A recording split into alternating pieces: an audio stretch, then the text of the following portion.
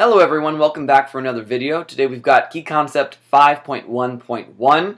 We'll be looking at westward expansion and manifest destiny today. So, we've already seen so far how the country is expanding a bit due to slavery, due to just getting into that land that the United States more or less had since the American Revolution, since the Louisiana Purchase. But what's happening now of people moving into that land and moving beyond that land as well. And that's going to lead to this idea of manifest destiny, of spreading across the continent from sea to shining sea. Here we go. All right, our first thing to talk about is this desire for land. And because of that, people migrating across the country, both into lands we had and looking for additional land to add to our country. One of the additions that we get is Oregon. So what was considered the Oregon Territory is what today is Washington and Oregon, and I think parts of Idaho. Okay, but altogether it was called Oregon. Now previously this was land occupied by Britain and the US. But here was the thing. It was pretty far separated from where most Americans were living at the time, and it's even further from where British subjects and Canadians were living at the time too. So there weren't really a lot of fights over this land, but as more migrants moved into the territory, it became clear to the countries that there could develop fights over land issues if they were both using it. So what happened is they signed a treaty and divided to split it up at the 49th parallel. Okay, so the 49th parallel is more or less becoming that straight line that goes across the top of the United States with our border with Canada today. Britain's one concession that they wanted was that they got to keep the entirety of Vancouver Island, which goes below the 49th parallel. Now, this was also kind of a political tool as well. When James K. Polk is running for president in 1844, which we'll talk about in a second, his campaign slogan was 54-40 or fight. 54-40 was way above the 49th parallel, and he said, we want to get the whole thing, or we're willing to go to war for it. Well, that didn't really happen. We settled with the 49th parallel, and we get the area that we have up there in the Pacific Northwest today. So speaking of that campaign, the election of 1844, the candidates were James K. Polk, the Democrat, and Henry Clay, the Whig. So we've heard of Henry Clay before. There's really nothing new with him. He's still an important leader, the leader of the Whig Party. He's running for president again.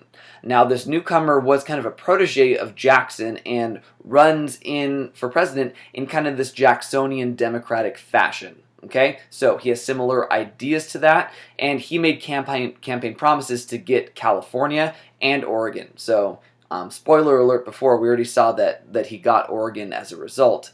And basically his ideas of expansion were very popular at the time.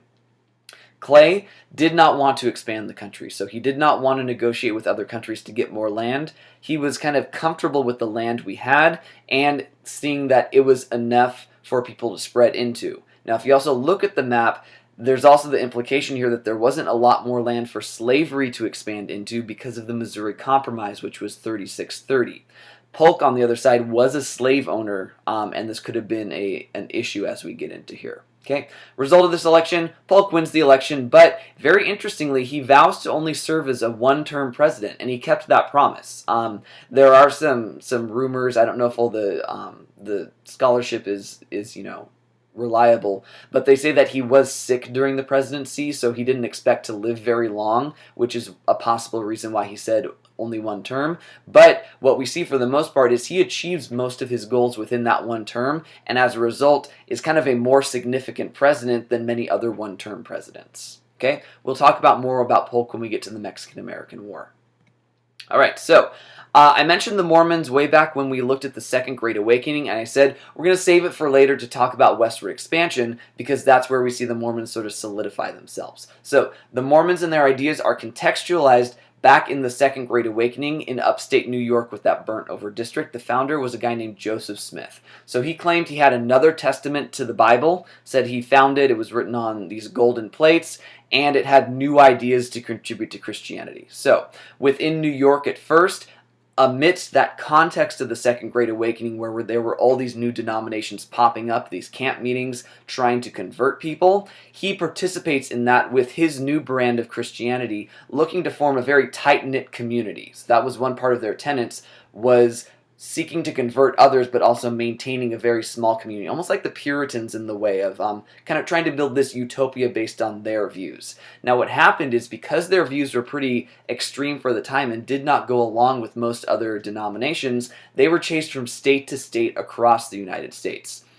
Joseph Smith was from Rochester, New York to begin with, later chased to Illinois, later chased from Illinois all the way to Utah, which was barely even part of the United States at the time. Now, Smith himself is killed by a mob while he was imprisoned in Illinois, I think. And as a result, someone else takes over the religion. His name was Brigham Young, so like BYU, Brigham Young University today.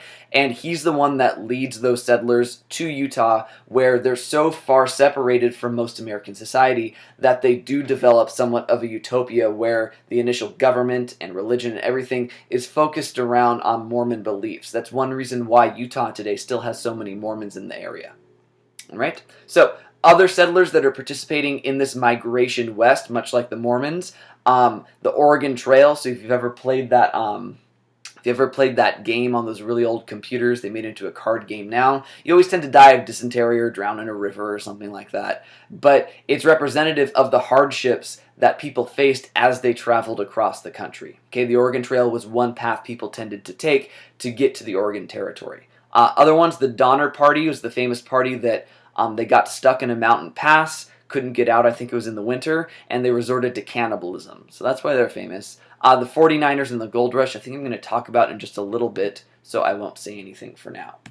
All right, our next slide has to do with so, what are the ideas behind westward expansion? There's that term in red that's a good one for your note cards, a manifest destiny. I'll define that term for you and also say how were people looking to sort of actualize manifest destiny within its own period.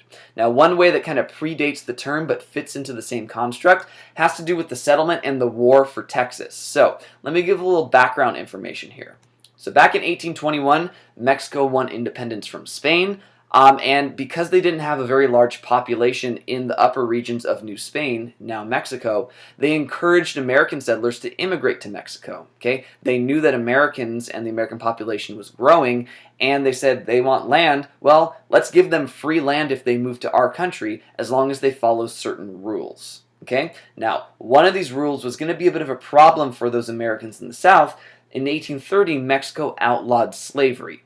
Most of the people looking to move there were looking for free land, looking to grow cotton because it was the same climate that was ideal for growing cotton within our new cotton economy. So what did the Americans do? They said, oh, we promise not to bring slaves, and then they brought them anyway. They're so far away from the center of the Mexican administration down in Mexico City that there was a lot of local control at the time. They're on the outskirts of what was Mexico, way far north. Okay. Now, what happens over time is the Texans eventually start this war for independence, this revolt from Mexico. Part of this had to do with the fact that Americans in Texas outnumbered people who were actually Mexican 10-1. So many Americans came over there that it was easy for them to start to get elected locally, change their local laws, ignore things like people owning slaves, ignore things like people not converting to Catholicism, which was also a requirement of Mexico at the time. And eventually they say, hey, well, we're controlling the government. Why don't we just take over the government? They create basically a document modeled on the American Declaration of Independence, the Texan Declaration of Independence, and so begins Texan independence, the movement. A couple major battles to know in there. One of them is the Battle of the Alamo. Now, this happened down in San Antonio. The Alamo is still a big tourist site today, but it has a lot of sort of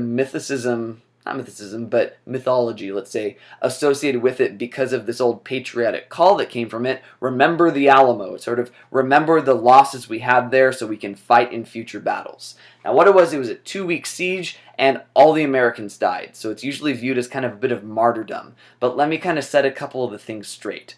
So first of all, they were completely surrounded by the Mexican military. Okay, but the Mexican military didn't just kill them all. Okay, what they said is, if you surrender and just agree to follow those things we told you when you moved here, which was convert to Catholicism, don't have slaves, and take a sort of oath of allegiance to Mexico, we can go back to normal. We don't want to kill you all. Okay? But then those people at the Alamo were going, no, Texas! We want to be independent! Okay? They were so caught up in their own movement that they were willing to die for it. So Mexican military then says, okay, well, at least let all your women and children out because you're completely surrounded and outnumbered. We're going to kill all of you. So the women and children leave, and then the battle begins.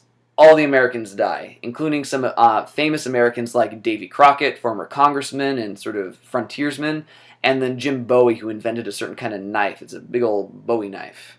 All right? So just realize that that is kept as this battle sort of cry for being patriotic and fighting hard, but there was a little... They were kind of strong-headed and, I don't know, kind of stupid in just trying to defend themselves without listening to reason.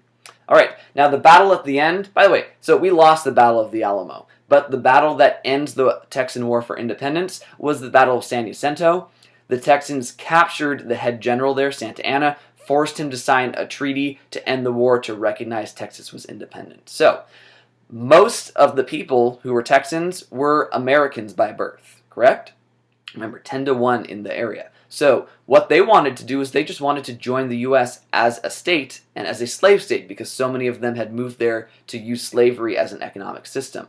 But the U.S. government did not want to have to deal with this at the time. Remember, 3630 says no slavery above a certain line, and they tried to keep a balance of adding a slave state, adding a free state.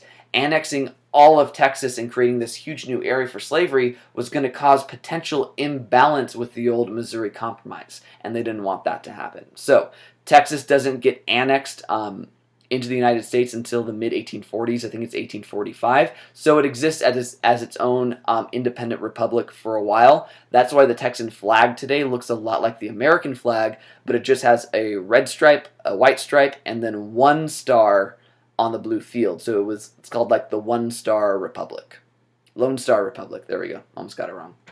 All right. Now, the idea that kind of develops out of this desire for westward expansion eventually gets coined into manifest destiny. Now, we don't use the word manifest anymore in that way. As an adjective, it just means obvious. It is manifest from the details that this is what happened. So when they're saying it was our manifest destiny to expand westward, they're saying it was our obvious fate to do so.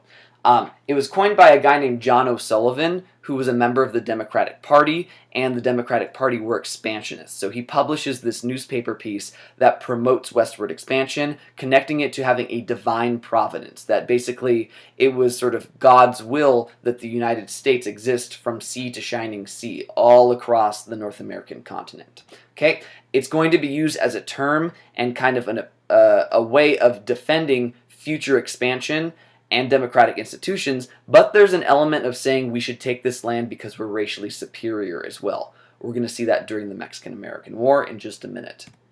All right, speaking of which, Mexican-American War. So, a major event that's going to get us more land, but cause more problems as well. So, let's start this out with our context. Now, if you remember, I mentioned the election of 1844 before, and how James K. Polk, he's the guy pictured on the upper right, promised in his campaign that if president, he would get us California. So, what he did once he became president is he sent an ambassador to Mexico offering to buy California and New Mexico. So, obviously they weren't called that at the time, but that whole area that we have as the American Southwest today, he was offering to buy it for $30 million.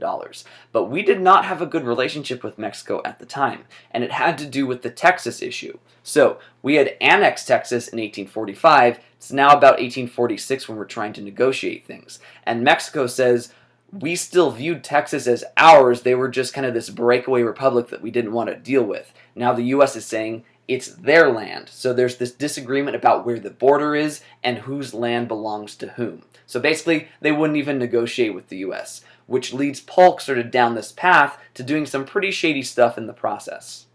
The spark to the war had to do with this border dispute with two rivers. Okay? The U.S. claimed that the border between the U.S. and Mexico was all the way down at the Rio Grande River, where it is today with Texas. Mexico claimed it was the next river north, which is called the Nueces River.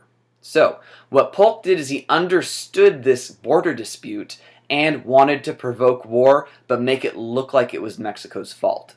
So what he did is he put American troops south of the Nueces River, north of the Rio Grande, in this disputed land, and had them basically line up along the Rio Grande and point all their cannons and weapons at Mexico. And Mexico figures this out and says, wait, why you look like you're ready to go to war with us? Number one, why are you on our land? Number two, why are you pointing your weapons at us? And the U.S. says, well, no, remember, it's actually our land, and we're just having a military exercise down there. Don't worry about it. Well, Mexico did worry about it. They sent their military to the other side of the Rio Grande and were preparing for war. Now, it's unclear what really happened, but as far as we can tell, something happened where Mexico fired first, and that gave the American troops and government the excuse to go to war with Mexico, saying, Mexico fired first, they started the war, guess we have to go fight them for this land. Okay, guess we have to defend ourselves. All right, now, this war is controversial within its own time. Okay, there was a good deal of opposition. Some of the people opposing it were the Whig Party, and they called themselves the Conscience Whigs. They called them this because they said, we're now fighting this war to gain territory, expand the country, and this land is going to be mostly south of the 3630, which means slavery can expand. Remember, the Whigs were somewhat anti-slavery. They weren't abolitionists, but abolitionists would have favored that party, and they were looking to avoid these issues of the expansion of slavery, and then also using aggression in order to gain territory. They wanted to gain it by treaties and the such instead. One conscience Whig during this time period was a new congressman from Illinois named Abraham Lincoln. I don't know, you might have heard of him before. Whatever. He made a speech about things called spot resolutions. What he said is, I want to know, I want it documented in proof, the spot where American blood was spilt before we go to war. You're telling us that American blood was spilt, that they fired on us first, but how do we know? He was basically questioning the motives for war. Now, what this does is it gets him attention on the national stage, which is one day going to lead to greater national attention and later the presidency. Other opposition to the war was over the slavery issue. So, Congress developed something called the Wilmot Proviso, which would have been attached to the declaration for war, saying that if this war gained land, the land would be prohibited to include slavery, even if it was below the 3630 line. Passed one House of Congress, did not pass the other. So it didn't really go anywhere, but it does show you that slavery is very connected with its expansion through territorial gains. As we get more land, the debate over slavery gets more intense. Okay? Support for this war tended to come from people in favor of expansion, and like I said on the last slide, they would sometimes use claims of racial superiority. So what they would say is the Mexicans as a government do not have a developed form of government that has democratic elements that we value. We need to bring them civilization in a way by taking over their land. And what this represents is the spirit of manifest destiny. People were sort of very much blinded by this goal and this vision of a whole country that spans the entire continent that they wanted to expand, and often said things that we now look back and say, that doesn't really seem like a moral position to take. Right? Results of the war, we win. What we gain is what we wanted, the American Southwest, and the treaty is called the Treaty of Guadalupe Hidalgo. And what we do is we pay Mexico $15 million for the land. So remember, we were willing to pay $30 at first. We won the war, so we still gave them some money to seem like we weren't really the bad guys. The war did end up costing us a lot of money all the same, $100 million in their money back then, which is a lot more now, and lots of deaths. So the Mexican-American War actually has one of the highest percentages of the people who were I'm trying to think of the way to say it specifically, had a very high percentage of those who fought dying in battle. So it was about 17%, when most other ones are down in single digits and not double digits. So the war was controversial, but we did win. It's going to have significant consequences that I'm going to save for another presentation when we get closer to the changing in the debate over slavery. All right, so a little bit of look at westward migration and what the government's doing with that in order to promote people moving into the West in the first place. So our context, this is getting a little bit into the Civil War, which is again is part of this historical period, though we haven't talked about it yet. Now, in the Civil War, the South wasn't in Congress to vote. Basically, the North got what it wanted for promoting things to encourage westward expansion into land where slavery would be blocked. Okay, here are a couple of the legislation that they got passed. During the Civil War. I need a drink of water.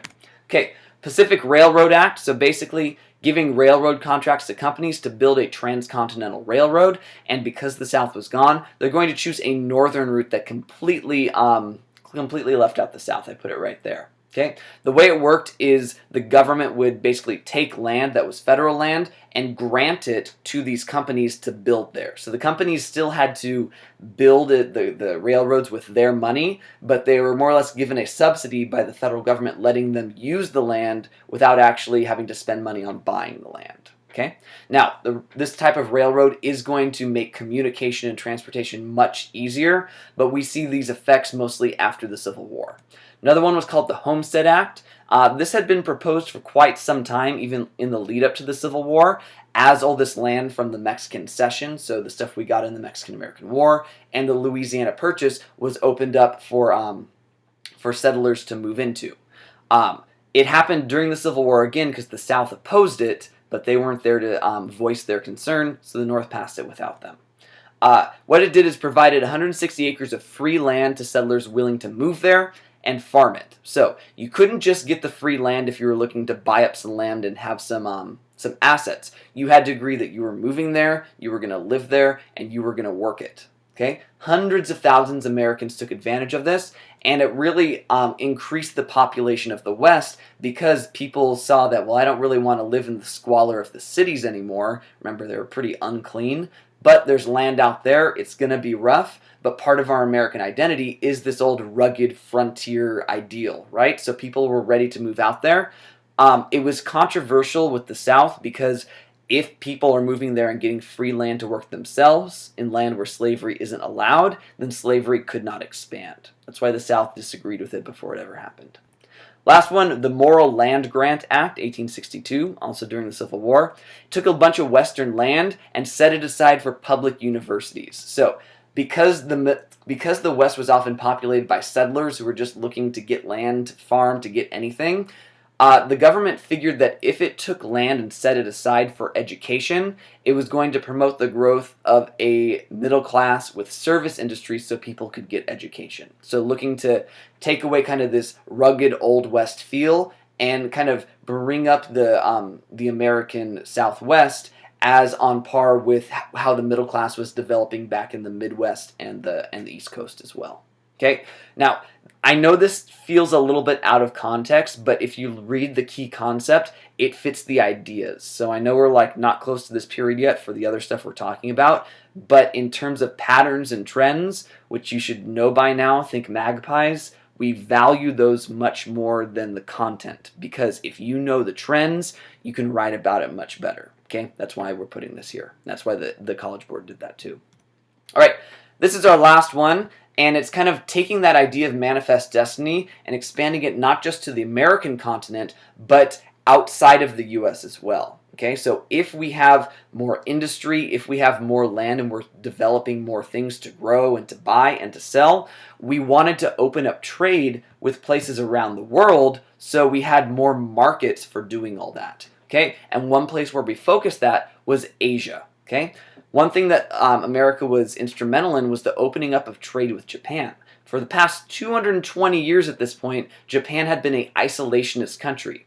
It did not have diplomatic or economic relations with Europe, with the United States. It only dealt with kind of its own sphere of influence, its area within Asia. Why? It makes complete sense, okay? Because the European powers had been imperializing Europe for some time. Japan avoided that by staying out of it. But that also allows it to eventually industrialize on its own.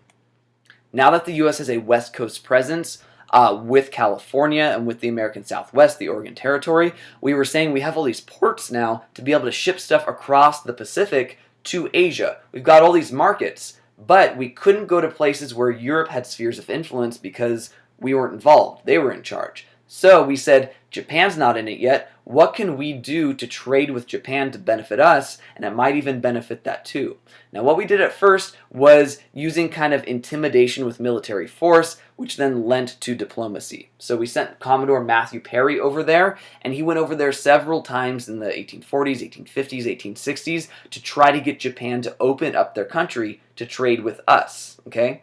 I imagine we tried to set ourselves up as not necessarily being like Europe. We were a different type of country who were looking to work with them economically and not in an imperial sort of way.